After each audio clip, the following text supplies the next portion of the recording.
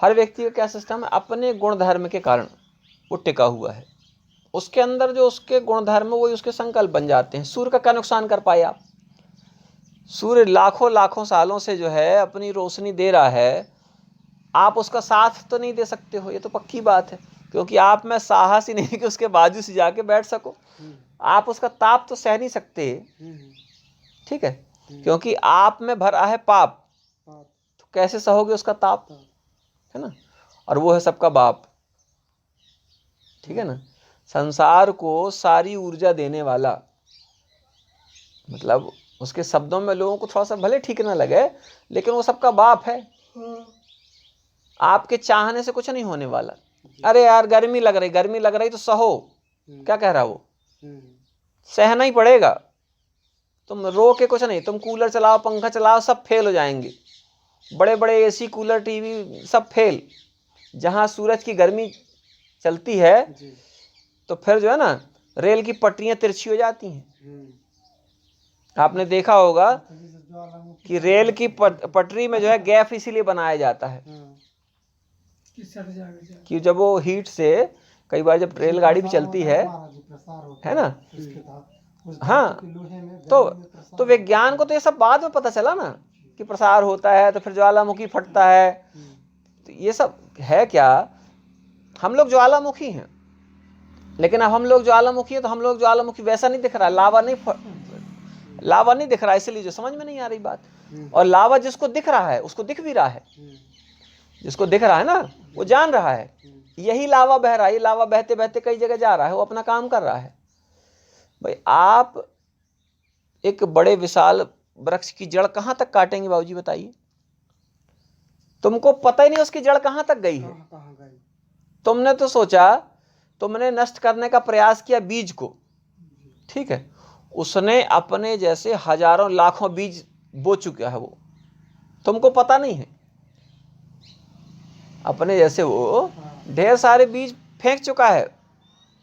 आप चारा सूख जाता है गर्मी में, फिर पानी गिरता है, कहां जम जाता है चारा, इसका बीज कहां से आया? आप तो ठीक है, आप सोचिए, इतना आप उपचार करते हो खेती में, आप इतनी दवाई डालते हो, जहर डालते हो, और आपकी दवाई काम नहीं कर रही, उसकी दवाई काम कर रही है। परम पिता परमात्मा की हर दवाई काम कर रही है, और आपकी हजारों लाखों रुपए की दवाई कोई काम नहीं कर रही है। क्या है ये? है जो है नेचुरल एनर्जी, प्राकृतिक ऊर्जा जो है ना, प्राकृतिक ऊर्जा को कोई नष्ट नहीं कर सकता। हम जो बोल रहे हैं क्या, ये प्राकृतिक एनर्जी है, प्राकृतिक ऊर्जा, इस समय हमारा कुछ नहीं है, हम इतना बोल ही नहीं सकते हैं। ये हमको भेजा जा रहा है कि भैया आप ये संदेश भेज के आओ। घंटी बज रही है तो क्या घंटी के अंदर आवाज है? शंख बज रहा है तो क्या शंख के अंदर आवाज है? ये कहीं से आती है। अगर शंख के अंदर आवाज हो तो बजता ना रहे परमानेंट, अपने आप बजे। हैंडपंप में पानी नहीं है, लेकिन हैंडपंप को आपने जैसे ही स्पर्श किया, उसको थोड़ा सा भी धक्का दिया, वो पानी खींच के लेके आ जाता है। इसी तरीके से जैसे ही किसी ने, जैसे सर्प है, सर्प को आपने हल्का सा जो है इशारा किया तो वो तुरंत जो है, ठीक भाई हम शांत बैठे हैं, आपने आके हमको जो है बाबा जी ऐसा कैसे, तो बाबा जी दहाड़ने लगे, ठीक है, नहीं तो शांत बैठे हैं। तो ये क्या है, ये एक एनर्जी जो है, वो एनर्जी आती है आपके माध्यम से, हमारे माध्यम से। लकड़ी में आग तो है, लेकिन ज्वाला कैसे नहीं दिख रही उसकी?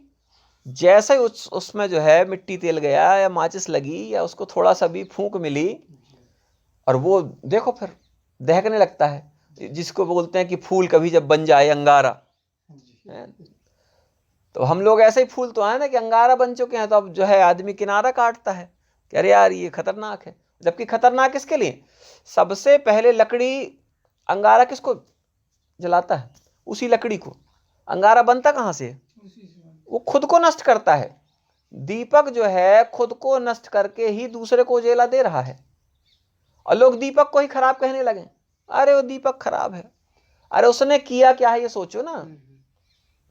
आज जितने भी देशभक्त हैं इस समाज में, जिनको लोग जाने या न जाने, उन लोगों ने खुद को ही कष्ट दिया है, दूसरे को कष्ट नहीं दिया, दूसरों का कष्ट लिया है।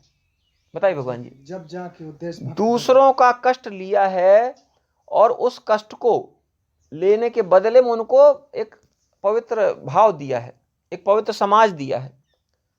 तब आज अपन लोग देखिए फौजी वहां पड़े हैं बेचारे,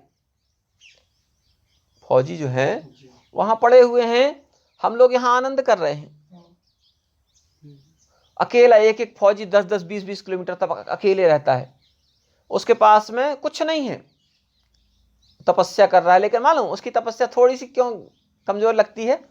क्योंकि वो घर पैसा भेजता है लेके।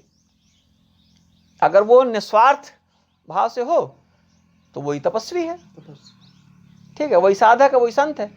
ऐसे ऐसे फौजी हुए हैं जो आज मृत्यु के बाद भी देश की रक्षा कर रहे हैं। सोचो आप, कभी आप जो है इतिहास में जाना, ऐसे ऐसे फौजी हैं बाबूजी कि आज वो नहीं है उनका शरीर, लेकिन आज उनकी आत्मा उस बॉर्डर में रक्षा कर रही है।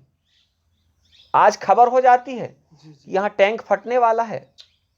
यहाँ तक कि एक बहुत बड़े देशभक्त माने गए हैं, उनका नाम मेरे को अभी ध्यान नहीं आ रहा, बताऊंगा आपको मैं। तो उनके नाम की छुट्टी तक बुक होती थी मरने के बाद। रेलगाड़ी से वो उनकी एक सूटकेस को उनके घर ले जाया जाता था कि छुट्टी में जा रहे हैं, टिकट होती थी। इसके बाद वो ड्यूटी ज्वाइन करते थे, आकर के सूटकेस उनका आता था, उनकी वर्दी वहां पर उनके कमरे में टांगी जाती थी। बहुत सारे लोगों ने उसको बाइकाट किया, ये सब क्या नौटंकी है, ठीक है ना। तो उसी को रात के सपने में आके बताए कि जहां पर तुम रुके हो कल यहाँ बम फटने वाला है। और अगले दिन जब वो दूसरी जगह जाके रुका, वहां बम फटा, तो बोले यार मेरे को रात में कल जो है आके बताए थे। और एक नहीं, ऐसे सैकड़ों। हमारी भारत भूमि ऐसी पवित्र भूमि है कि जहां लोग मरने के बाद भी काम करते हैं। कहते हैं कि सूक्ष्म रूप से हम रहेंगे। हम कहते हैं कि हमको आप कैसे मार पाओगे, कैसे भगा पाओगे? हम मरने के बाद भी यहां उपस्थित रहेंगे, हम मरने के बाद भी अपना काम करेंगे, क्योंकि जो हम हैं वो तो मरने ही वाले नहीं है, शरीर नष्ट होगा, शरीर नष्ट। तो ये सब जो है, तो सूर्य का कभी कोई नुकसान नहीं कर पाया, अग्नि का कभी कोई नुकसान नहीं कर पाया, वायु का कभी कोई नुकसान नहीं कर पाया। जिनने भी इसका प्रयास किया है वो त्रस्त हो गया है, ध्वस्त हो गया है, नष्ट हो गया है, ठीक है ना। कहते हैं कि उजाला जो होता है ना, वो अपने आप में एक पहचान है। अंधेले में कोई चीज नहीं दिखती, आप रस्सी को भी सर्प मान लेते हैं अंधेले में, लेकिन उजाला क्या है, आपको स्पष्ट बताता है। असली धर्म जो है वो आपको स्पष्ट बताता है कि ये है असली चीज। जब अपन असली चीज की बात करते हैं, असली धर्म की बात करते हैं, तो असली धर्म में किसी तरीके कोई आडंबर नहीं होता, कोई जादूगरी नहीं होती, कोई नौटंकी नहीं होती है। लेकिन आदमी को क्या चाहिए? आदमी को चाहिए कि बीच में उसको कोई सुराग चाहिए। जैसे कहते हैं ना कि डिवाइड एंड रूल। अंग्रेजों ने क्या किया था? तोड़ो शासन करो, मतभेद पैदा करो। बोले यदि ये लोग इकट्ठे रहे आएंगे तो फिर हम लोग शासन नहीं कर पाएंगे।